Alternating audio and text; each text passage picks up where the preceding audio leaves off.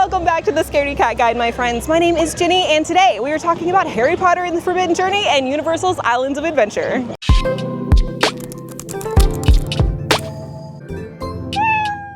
If you're new here, this is the channel where we talk about theme parks and anxiety, we talk about sensory issues, and really just anything that you might want to know if you're an anxious rider like I am. Now, Harry Potter and the Forbidden Journey is a very interesting attraction. It's been around for quite some time, but it's got a lot of different elements working together to really bring you a very interesting, out-of-the-box experience. Now, of course, with that comes a lot of things that might cause some anxiety, some claustrophobia, but don't worry, we're going to talk about it all. So without further ado, let's dive into those details. This magical attraction contains scary characters and theming, some thrilling maneuvers, and of course, the strong potential for motion sickness.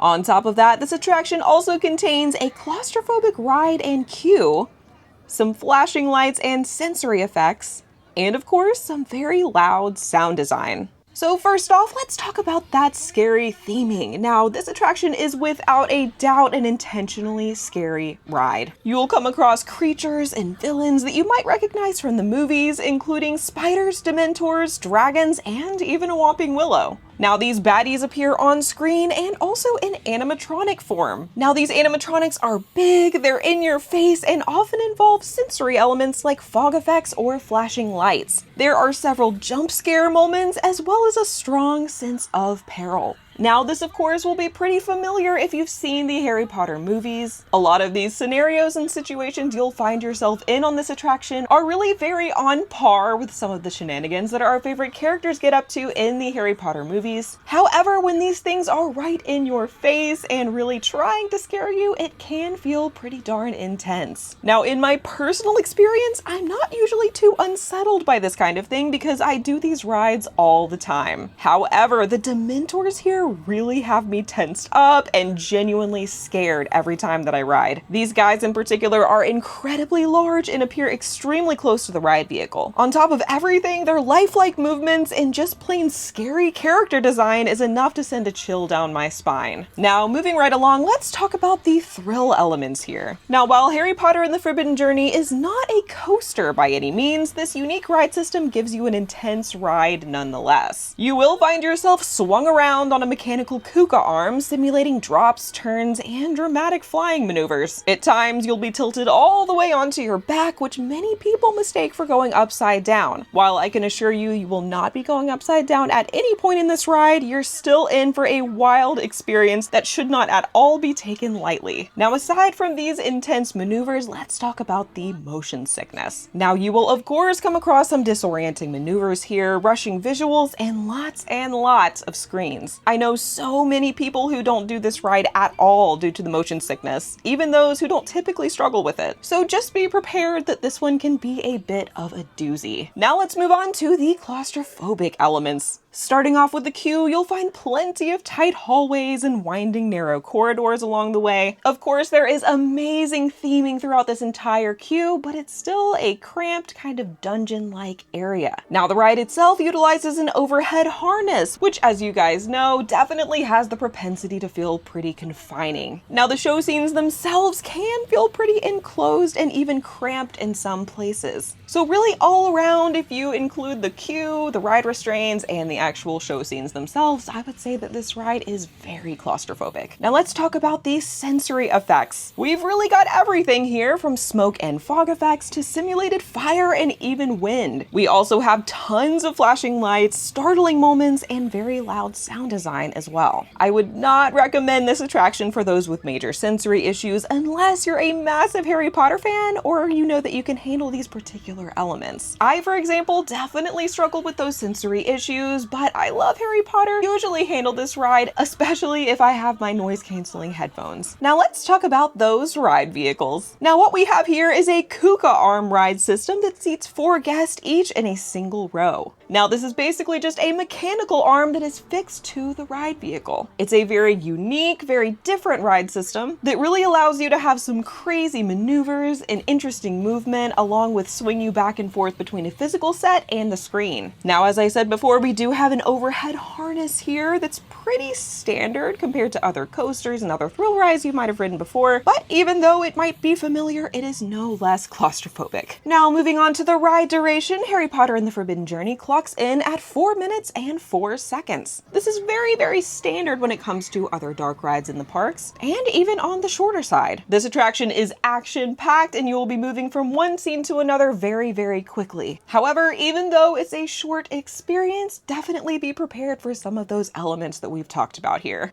And now that you have all the facts, let's actually go hop in line. It actually doesn't look like too long of a wait today, so I'm super excited to do this together. Let's go. You'll find the entrance to this attraction in the Hogsmeade section of Universal's Islands of Adventure. Now, before entering the queue, you will need to put your belongings in the lockers outside of the attraction. If you head left from the entrance, you'll find this locker area. You can scan your ticket and place your belongings inside. Of course, don't forget to hang on to your phone or your ticket itself so that you can scan back in, but then you can head on towards the queue. Now, once you enter the line, you'll wind around outside for just a moment before heading into the castle. Now, what you'll find inside are winding dungeon-like hallways. Then very quickly you'll move along into an outdoor greenhouse area. There are a few fans here, and luckily I was here during a time of year where it felt really amazing outside. After winding back and forth for a bit, you'll find yourself back inside the castle, where you'll find this amazing hall of living portraits. You'll then make your way into Dumbledore's office, and then into the Defense Against the Dark Arts classroom, where you'll catch up with Harry, Ron, and Hermione. After a few more themed hallways and rooms, you'll find yourself at your first team member, who will send you on towards the loading station. Now, once this ride does set off, you will find yourself in a burst of green magic before finding yourself flying with Harry and Ron over Hogwarts Castle. You'll come upon Hagrid, who asks if you've seen a dragon, before turning away from the screen and coming face to face with the big beastie himself. Now, the dragon will breathe simulated fire at you before you quickly fly away and into the lair of a massive spider. Surrounded by creepy crawlies, you'll get a pretty solid jump scare here before flying into a Whomping Willow. Facing the screen once again, you'll find yourself in the middle of a Quidditch match, where suddenly Dementors appear and start pursuing you and Harry. Spinning away from the screen once again, you'll come face to face with these Dementors as they attempt to suck away your soul. You'll hear the hiss of a basilisk before Harry protects you with his Patronus charm, and you'll fly your way out of a collapsing cave. Like I said, this is a very, very action-packed ride. Now, once free, you'll make your way back to Hogwarts, and you're greeted by some familiar faces in the Great Hall. One more flash of green light and you'll be back at the loading station, where a cast member will help you disembark. Now, exiting this attraction is much more straightforward. You will head down some stairs and make your way through the gift shop and back out into Hogsmeade. Of course, don't forget to pick up your belongings at the lockers, and you can head back off into the Wizarding World. And there we have it. What do you think about Harry Potter and the Forbidden Journey? I really do know so many people who don't do this ride at all due to either the motion sickness, the scary elements, or even the sensory issues. However, even though I do deal with some anxiety with sensory issues and that kind of thing, I adore this ride. It is so magical. In my opinion, it truly is the closest you can get to really feeling like you're in Hogwarts and flying around on the Quidditch field. And for me, as a massive Harry Potter fan, I never miss it whenever I'm at Universal.